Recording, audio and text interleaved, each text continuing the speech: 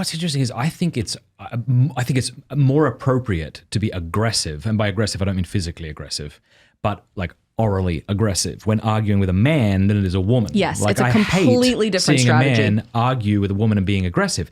But what's been interesting is to see these clips of Matt Walsh being very aggressive as he talks to what looks like a woman. Exactly. And I find myself being like, how dare you oh, that's a dude. It's not a woman, who's mocking actually. a woman. May not be intending to mock a woman, but it seems more offensive than blackface in my estimation. So I remind myself, it is interesting. I think men do appreciate being spoken to in a more of aggressive manner if they believe that the speaker has their best interest in mind. Yeah.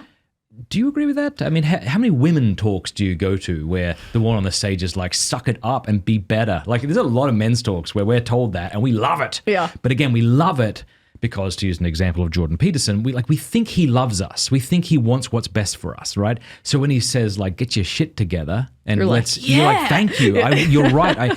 I've often thought, not being a woman, how women must take that, because when I hear women give talks to other women, I don't hear anything like that. And I wonder either women need to hear that. Like, be a better wife. You're terrible.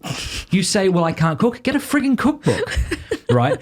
Or do women just not react well to that kind of thing? You know, it's funny. It makes me think of how women and men fight with each other, right? If you're around a married couple who's been married for 20, 30 years, your parents or your grandparents who might have even been married longer, women always have this cliche that it's not what you said, it's how you said it, right? And I think the delivery is so important, even more than the substance sometimes, in how you reach women, because newsflash, we are different, right? Men and women are not the same. God created us very differently and very intentionally differently because we operate on our intuition, we operate on our empathy, we operate on our feelings much more than men do. Just a real quick insert there.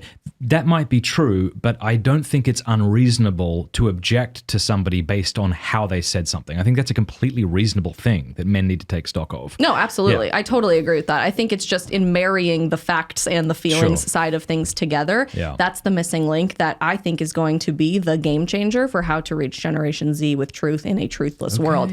Interestingly, young men who are seniors in high school right now, so we're talking about 17 to 18-year-olds, are overwhelmingly conservative. Like, there are polls everywhere, and I say conservative in more of the secular sense, but also in the religious sense. They're wanting this traditional conservative Catholic lifestyle in their Christian faith as well. But when it comes to how they're voting and the policies that they might support in our government, overwhelmingly are leaning towards the very, very, very right. And where are these polls being? There's a ton of them, but one just came out. It was a big study that's been conducted since the 1970s. No problem. And I can't remember the name of it. I talked about it on my stream literally yesterday, so you can go look it up. But it's a fascinating analysis because there are many that are now backing this one up. That one just recently said only 28% of high school senior boys would consider themselves to be liberal. That's only right, 28%, which blows my mind because we live in this time where everyone's saying your generation is ruining society and they're these blue-haired freaks that don't even know their own gender. That's really not true for men, at the very least. Men are very much overreacting to what's happening in society and wanting to bring masculinity back.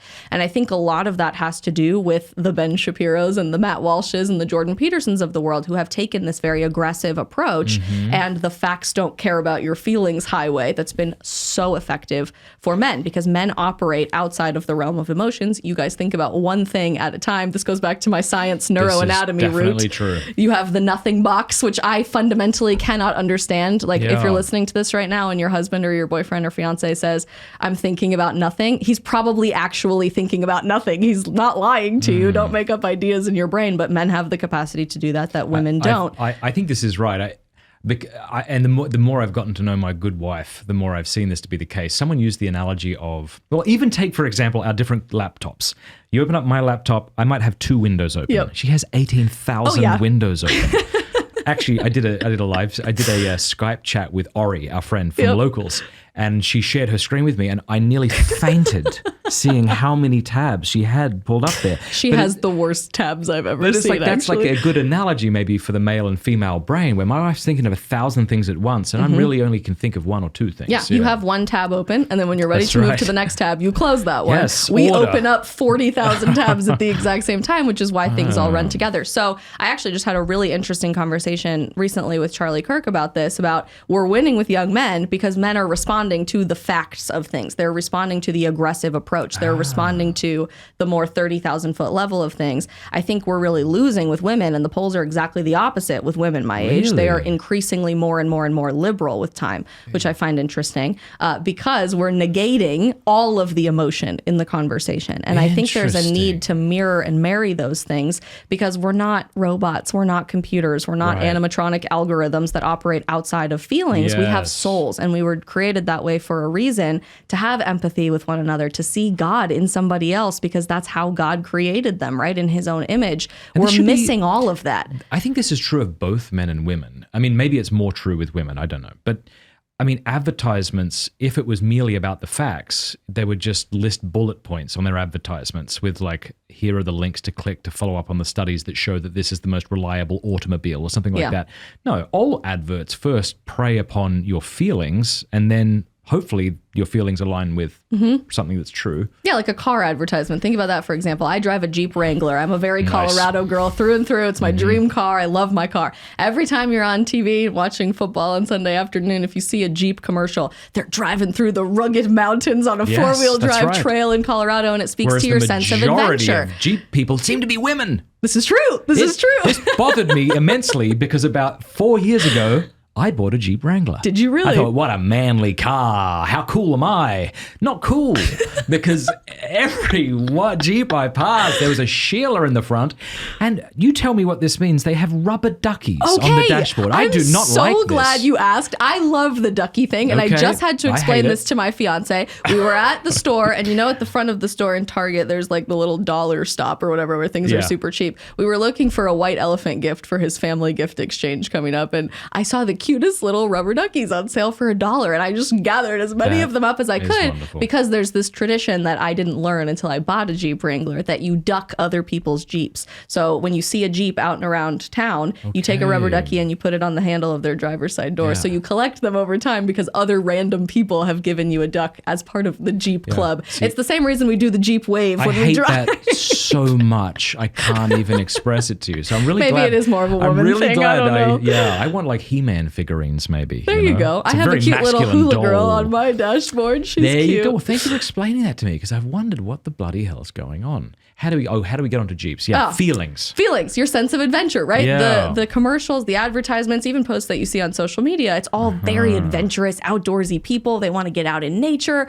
They're not confined to the city life. They're super exciting people. That's why people buy that car, because it speaks towards that sense of lifestyle, that sense of culture, that sense of adventure that is deep-seated in your emotions and how your personality is structured. What we're doing in politics, and I think what we do in content creation, even larger than politics, is we're selling ideas, we're selling concepts, we're selling values. And I think we forget about the marketing piece of that quite often, because most people out there really don't know what camp they belong to. They really don't know what party best suits their values. They really don't know who to follow on social media. And escaping some of the realm of working in that 9 to 5 every single day has been very eye-opening for me in this last year and a half or so, making more friends through our church or getting to know people in Miami since I've moved there. Most people don't watch Ben Shapiro or Matt Walsh every single day, 365 days a year. And I hope not, right? I'm sure Matt would hope not. Yeah. It's just a lot to take in. And most people have jobs. Most people have families. Like, they don't have time to constantly be invested in every single piece of news or commentary or political argument that's happening on the internet every day. So when you're selling ideas to those people who aren't watching every single day, there is a level of marketing that has to go with that. Yes. We've clearly nailed it with young men. They're very much buying into everything that we're saying. But I think we're missing the vehicle for how to market those ideas to young women, which is our emotions and feeling. Hey, thank you so much for watching. Before you go, do us a favor, leave a comment, let us know what you thought of the video, like, and subscribe.